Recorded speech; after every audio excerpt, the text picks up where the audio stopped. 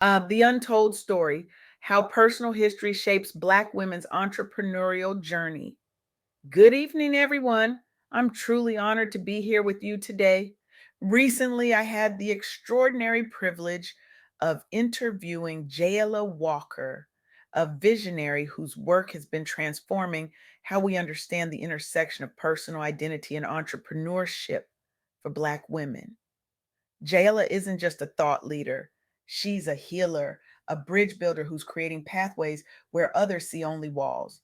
Her revolutionary insights are challenging us to reimagine success beyond balance sheets and investor decks, inviting us into a deeper, more authentic understanding of what it means to build something meaningful as a Black woman in America. What struck me most about my conversation with Jaela was her ability to illuminate the hidden dimensions of the entrepreneurial journey, dimensions that rarely make it into business school curricula or startup handbooks, yet profoundly shape every aspect of how we build, lead, and grow. We often discuss the external barriers facing Black women entrepreneurs, the funding gaps, the systemic biases, the lack of representation in venture capital. These challenges are real, documented, and persistent. But today I want to share something more profound that emerged from my conversation with Jaela Walker, something that changes how we might approach entrepreneurship altogether. Here it is: the journey for Black women entrepreneurs is not just shaped by external barriers like funding gaps and systemic bias, but also by deeply personal experiences of identity, belonging, and healing from wounds such as adoption and abandonment. Let that sink in for a moment. When we talk about entrepreneurship, we typically focus on business models, market opportunities, and capital acquisition. But what if the most powerful forces shaping an entrepreneur's journey aren't found in spreadsheets or pitch decks? What if they're found in the stories we rarely tell? Stories of how we came to be who we are? This insight from Jaila Walker challenges us to expand our understanding of what drives entrepreneurial success and struggle. It invites us to consider how unresolved personal histories, experiences with adoption, feelings of abandonment, struggles with identity influence not just how we show up in business, but what success truly means for us. The standard narrative about entrepreneurship suggests that with enough grit, determination, and access to resources, anyone can succeed. But this narrative misses something crucial: the emotional landscape that entrepreneurs navigate daily, a landscape shaped by personal history long before the first business plan was written.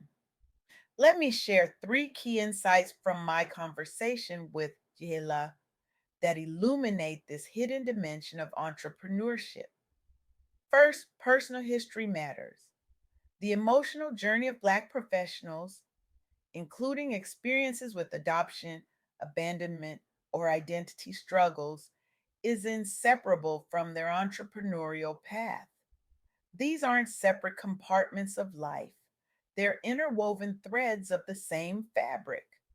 Consider how early experiences of not belonging might shape how a founder approaches building company culture, or how navigating complex family dynamics might influence leadership style, or how healing from abandonment might affect risk tolerance and resilience.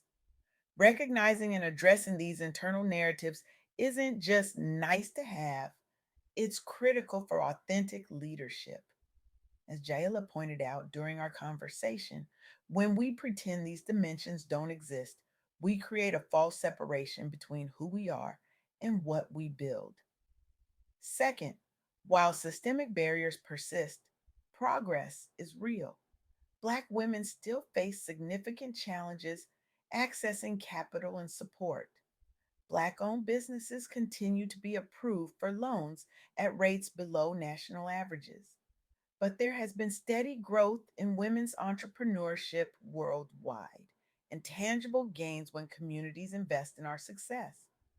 This isn't just optimism, it's reality. And it matters because acknowledging progress gives us the energy to continue pushing for change. Third, empowerment comes through community. Building networks with mentors who understand both the business landscape and the unique personal journeys of Black professionals creates resilience, not just for individuals, but across entire industries. Let me bring these insights to life through three powerful examples that Jaela shared during our conversation. Consider Walker's legacy, founded by Natalie Madeira Cofield as a global platform empowering multicultural women entrepreneurs through education and networking. Named after Madame C.J. Walker, America's first self made female millionaire. This organization addresses a critical gap: the lack of culturally relevant resources and mentorship for women of color. Walker's legacy faced significant challenges from the start: limited access to mentorship, lack of culturally relevant resources, funding discrimination. But rather than accepting these limitations, Cofield created dedicated programs tailored specifically for multicultural women and built partnerships with major corporations and government agencies. The results? Over 40,000 members globally, hundreds of workshops delivered, expansion into advocacy roles that influence policy. But what's most striking about this story isn't just the metrics, it's the origin. Natalie was inspired by Madam C.J. Walker's story, a self made entrepreneur who overcame racial and gender odds and wanted to create the modern resources she didn't see growing up. This is precisely what Jaela Walker was talking about: how personal history shapes entrepreneurial vision. Natalie's awareness of historical figures who looked like her, combined with her own experience of lacking resources, directly informed what she built and why she built it. Then there's Harlem Capital Partners, a venture capital firm founded by Jared Tingle and Henri Pierre Jacques, focused on investing in diverse founders, including Black female entrepreneurs. From the beginning, they faced skepticism from mainstream investors about focusing exclusively on underrepresented groups. The conventional wisdom suggested this was too niche, too risky. But they challenged this assumption by raising awareness about disparities through data driven storytelling and building a fund specifically targeting diverse startups. Since their founding, they've invested over $50 million into more than 60 companies led primarily by people of color and women. They've closed two funds totaling over $170 million since inception in 2015, and helped several portfolio companies achieve high growth exits and funding rounds. Both founders came from finance backgrounds where they saw firsthand how few investment dollars reach minority led startups. Their personal observation of this injustice directly informed their entrepreneurial mission. Again, personal history shaping entrepreneurial vision. And finally, Blavity Inc., founded by Morgan DeBon, a media tech company centering content and lifestyle platforms created by and for young Black audiences. Like many founders from underrepresented groups, DeBon faced early fundraising difficulties due to industry skepticism regarding niche markets serving communities of color. But rather than conforming to conventional models, she leveraged grassroots digital marketing strategies and targeted pitch competitions focusing on diversity focused investors. Today, Blavity reaches millions monthly across multiple brands, including Afrotech and Travel Noir. It has expanded into one of America's fastest growing private media companies, according to Inc. magazine.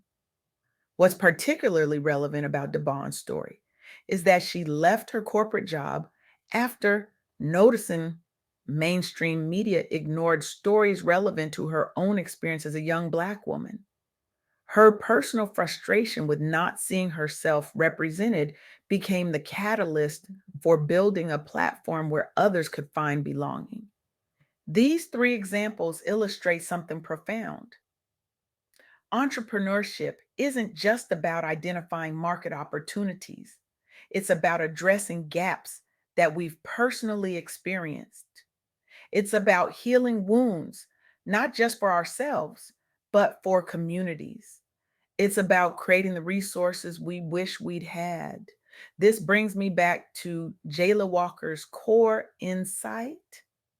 The entrepreneurial journey for Black women is shaped not just by external barriers, but by deeply personal experiences of identity and belonging. When we acknowledge this reality, several things change. First, we expand our definition of entrepreneurial development.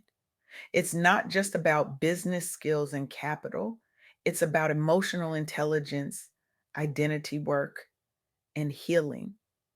Programs supporting Black women entrepreneurs might need to incorporate these dimensions to be truly effective. Second, we recognize that the metrics of success might look different. Yes, revenue and growth matter, but so does creating spaces of belonging. So does addressing historical wounds. So does building legacy. Third, we understand that the most powerful entrepreneurial ideas often emerge not from market analysis alone, but from the intersection of market needs and personal experience. The gaps we've personally felt are often the ones we're most motivated to fill. As I stand here today, I'm calling on each of you to radically reimagine how we support Black women entrepreneurs. This isn't just about increasing funding, though that matters deeply. It's about creating spaces where the full humanity of these founders is recognized, where personal histories aren't separate from professional journeys, where healing and building can happen simultaneously. For investors in the room, what if your due diligence included understanding not just market opportunity, but the personal mission driving a founder? What if you valued emotional intelligence and identity work as much as technical expertise? For entrepreneurial support organizations, what if your programs address not just business mechanics, but the emotional landscape entrepreneurs navigate?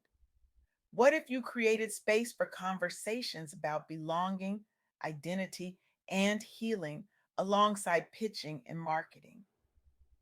For entrepreneurs themselves, what if you embraced your personal history, all of it, as a source of insight and innovation?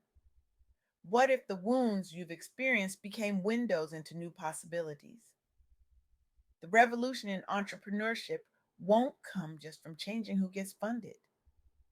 It will come from changing how we understand the entrepreneurial journey itself, recognizing it as a deeply human endeavor shaped by personal histories that deserve to be honored, not hidden. So I leave you with this challenge. How might your own untold story, the parts shaped before anyone asked your permission, influence not just what you build professionally, but why you build it? Your answer to that question might just change everything. Thank you.